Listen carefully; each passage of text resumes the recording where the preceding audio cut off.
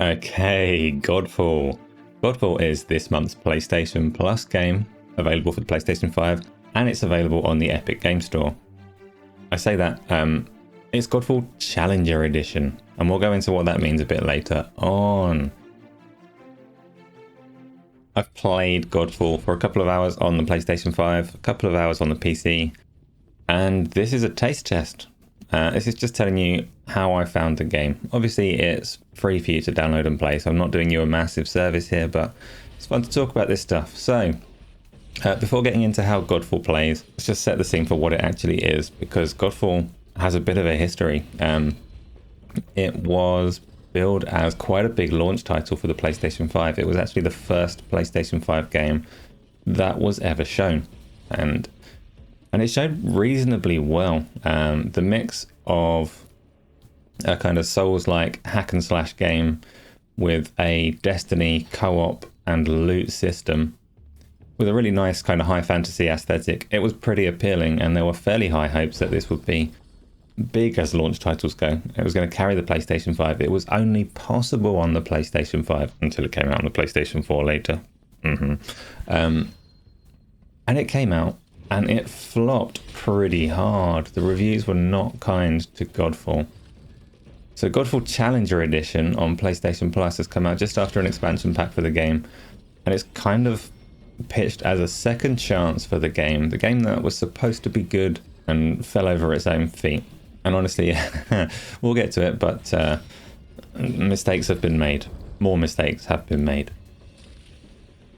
Okay, so jumping into the game itself. When you fire up Godfall Challenger Edition, it fires up a character creation screen. It gives you a choice of creating a character for the story mode, and it locks that choice off and says that you need the proper edition of the game to play it. And then you've got the option to create an end game character at level 50.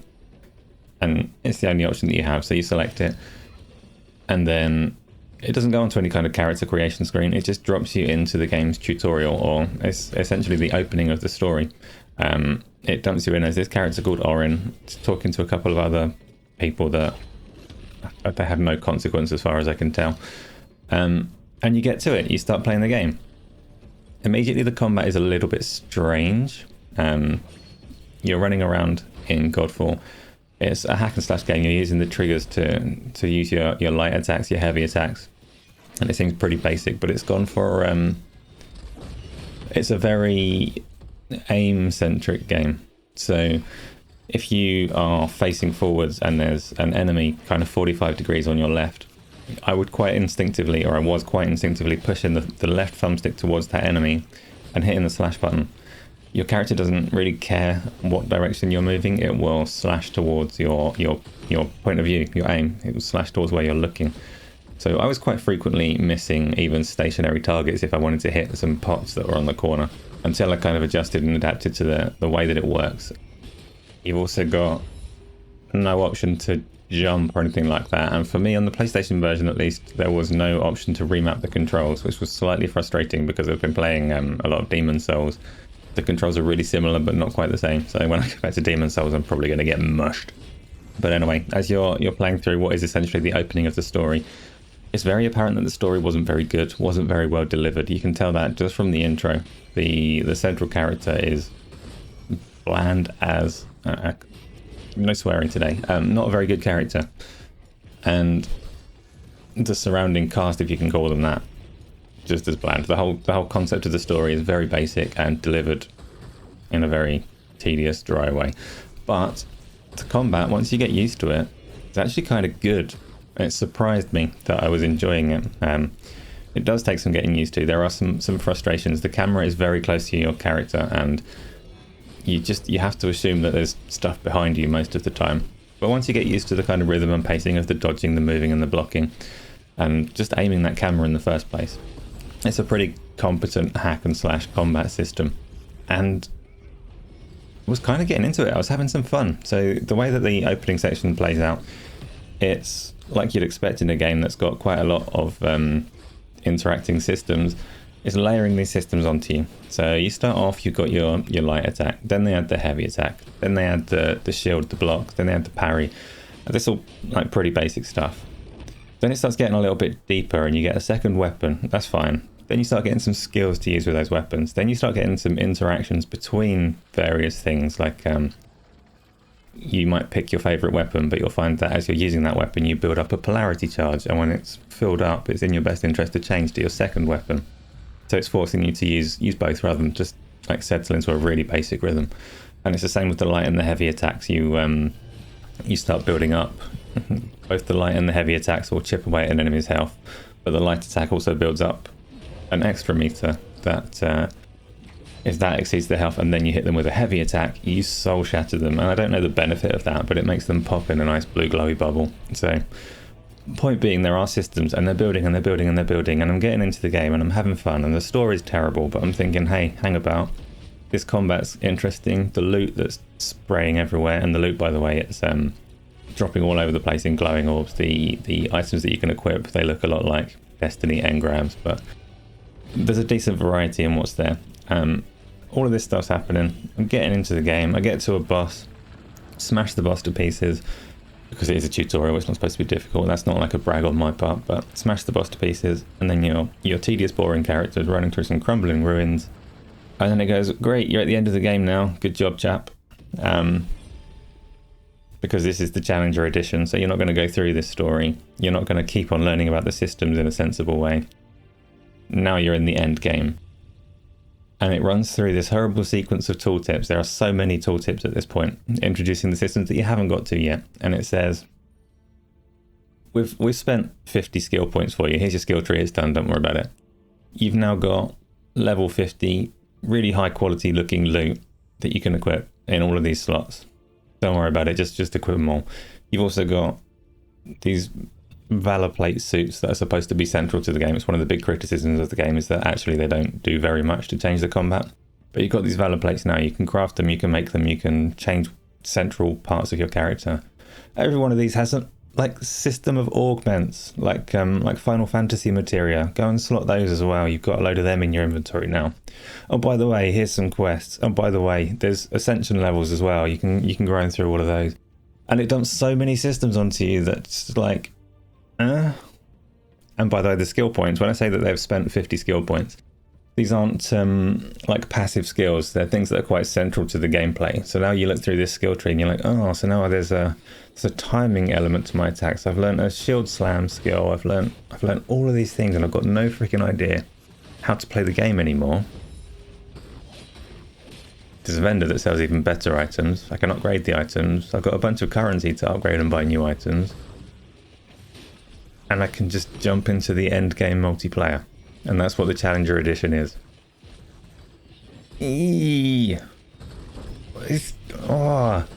Why? Why do it like this? And this is my big frustration with the Godfall Challenger Edition. If Gearbox wanted to take a massive second chance, give themselves the opportunity to put this game where it was, if they identified that the story wasn't good enough, and they wanted to shortcut people into the multiplayer mode, they screwed up. Like, don't do it like this. Set up a proper on-ramp into the multiplayer game. If the story is that bad and you can't salvage it, fine, no problem. Leave it there. But give people another way to kind of dive into multiplayer and learn the game properly at a reasonable pace. But no, that's not what Godfall Challenger Edition is. It just dumps you in there. So the end game that you have features 3 different modes that are thrown at you through more tooltips to explain how they work. So I'm kind of fuzzy on some of the details, to be honest, but I had a go at them. You can play this Ascension Tower, which is essentially it's a roguelike kind of experience where you start at the bottom of a tower, beat some stuff. It gives you a selection. There's a couple of doors.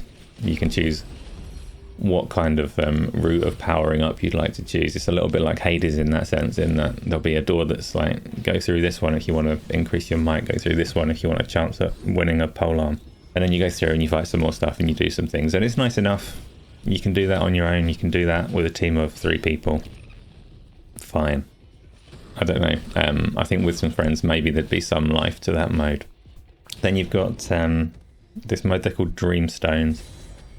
And it talks about pulling from your memories to relive certain scenarios. So I assume that that's just putting you into various levels from the campaign to go and grind some stuff and do it again. This one seems to be exclusively a single player activity, and when I had a look at it, sadly the missions that it had available varied in level from about level 20 to about level 40. So I did the hardest one and it was a breeze. It was trivial on my massively over-leveled end game character that I hadn't earned in any way, shape or form. And it dropped a load of rewards that were also useless because they were nowhere near the basic set that it gave me. So Dreamstone seems to be a bit of a write-off for the end game, at least as far as I can tell. And the last mode is seems to be tied to the expansion pack that they released, and it's a bit more intricate. It's a light versus darkness kind of exercise that you play with friends. I jumped into matchmaking. I'm so sorry to these two players that ended up with me on your team, because I had no idea what was going on and I didn't really care. I just wanted to run around and record some footage. So sorry guys, but yeah, we ran around. It's quite a nice looking mode. It's got like areas of light that you need to lure the enemies into. If you go into the darkness, it has some negative effect on you. There's all kinds of things going on. This is a terrible explanation of this mode, but you're getting it. I'm not going to edit this out. So I don't know, we were escorting a ball of light around, we were doing things. I had no idea what was going on, but to its credit, I reckon, again, with friends, there's probably some life in this mode. It probably can be fun. What I will say about the 3-player experience in general, though, is it's chaotic. It's massively chaotic. All of your characters' attacks are so big and flashy. There's particle effects flying everywhere. And it's actually really hard to keep track of what's going on most of the time. What's friend, what's enemy. It's just in your face, stuff exploding, glowing, slashing, lots of noises. And it looks kind of nice, but it's confusing. And that's Godfall Challenger Edition. And I played it expecting bad things. I thought, I'm going to play Godfall. Godfall has earned its nickname as God Awful. I thought, I'm going to play this. It's going to be terrible. This is going to be a really easy video to say, hey, look at this terrible game. Don't bother downloading it. It's a waste of time. Or, look at this surprisingly good game. It's free now. You should probably download it. What I've come away with is something in the middle, and it's awkward. It's a game that I actually think could be quite fun, but not in the way that they've delivered it. So I think if you have PlayStation Plus, obviously I'm not the arbiter of truth here. You can download it and you can play it for yourself and you can see all of these things, but my take on it, what is and isn't fun, I think if you've got a friend who loves Godfall, who bought Godfall when it came out, who plays it, who has an endgame character, and who has been trying to get you to play with them, this is ideal. Play with them, they'll take you through it and you might have a lot of fun with it. If that's not you, and it's not going to be most people, it's hard to get into, and it's a shame. Now, it could be that you play that tutorial bit and you think, hey, I do like Godfall, I do see these problems, I want to upgrade to the full edition of the game and play it properly. You can do that quite easily. The PlayStation Store has an offer on at the moment, but even when it hasn't, if you just want to add that story mode, that costs £12. If you want to add the story mode and the expansion content and just unlock the full thing, like I say, that's on offer at the moment, but it's not a huge amount of money, which really begs the question, why didn't they give away that on PlayStation Plus? Why have they given this stripped back, difficult to get into version? You could have done so much better, Gearbox. You could have done so much better, Sony. I'm sure in an alternate world, Godfall was fixed and delivered on PlayStation Plus, and I'm sitting here right now saying, hey, it's actually surprisingly good. I recommend you give it a go. That's not what we've got. It's not the world we live in. And hopefully PlayStation Plus, at least, will get back to delivering full games. Okay, I've talked for longer than I expected to. Sorry if this video is terrible. I'm making a focused, disciplined effort not to script this, not to edit it too heavily, so that I can get a whole bunch of these videos done in good time. They will get better over time. Thank you for sitting through this one. Please do hit the like and subscribe, even if the video is terrible, because, I don't know, it's just what you do, isn't it? Maybe. Please. Hopefully. Thanks. See you next time.